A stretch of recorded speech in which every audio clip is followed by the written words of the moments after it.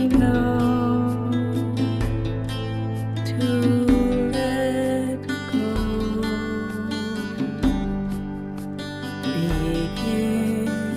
Begin again tonight.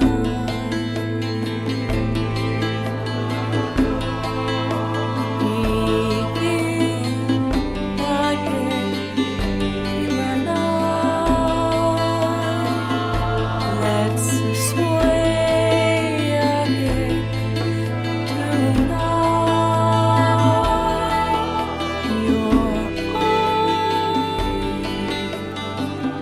on my shoulder, your cheek against mine. Where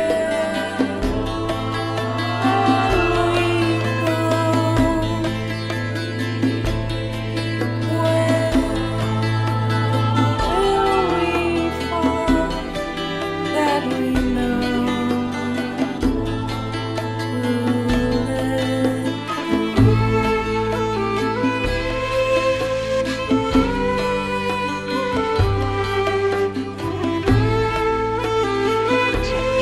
Don't be silly.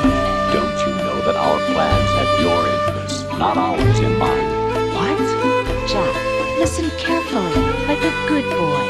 The mapping of the human genome was completed early this century. As a result, the evolutionary log of the human race lay open to us. We started with genetic engineering, and in the end, we succeeded in digitizing life itself.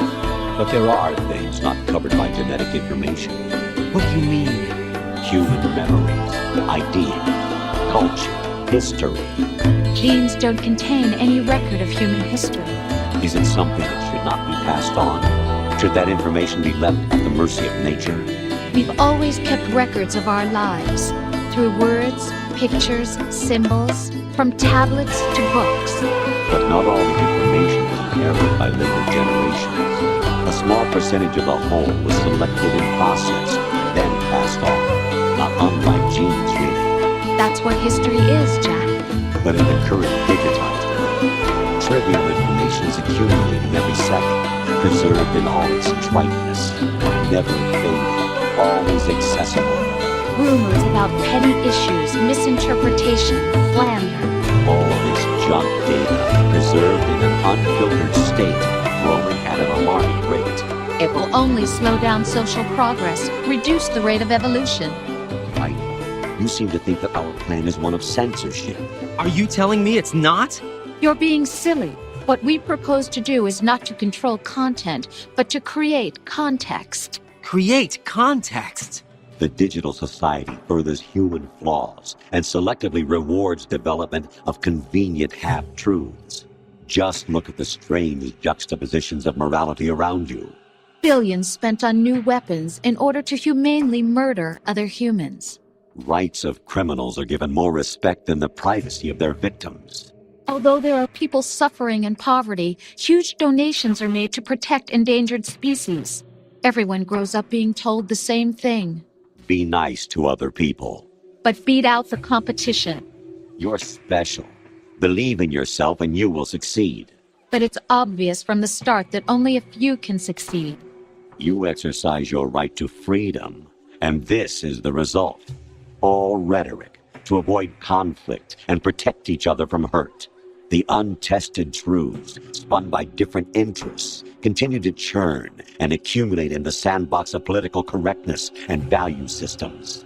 Everyone withdraws into their own small gated community, afraid of a larger forum. They stay inside their little ponds, leaking whatever truth suits them into the growing cesspool of society at large. The different cardinal truths neither clash nor mesh. No one is invalidated, but nobody is right. Not even natural selection can take place here. The world is being engulfed in truth. And this is the way the world ends, not with a bang, but a whimper. We're trying to stop that from happening. It's our responsibility as rulers. Just as in genetics, unnecessary information and memory must be filtered out to stimulate the evolution of the species. And you think you're qualified to decide what's necessary and not? Absolutely. Who else could wade through the sea of garbage you people produce, retrieve valuable truths, and even interpret their meaning for later generations? That's what it means to create context. I'll decide for myself what to believe and what to pass on. But is that even your own idea? Or something Snake told you. That's the proof of your incompetence right there.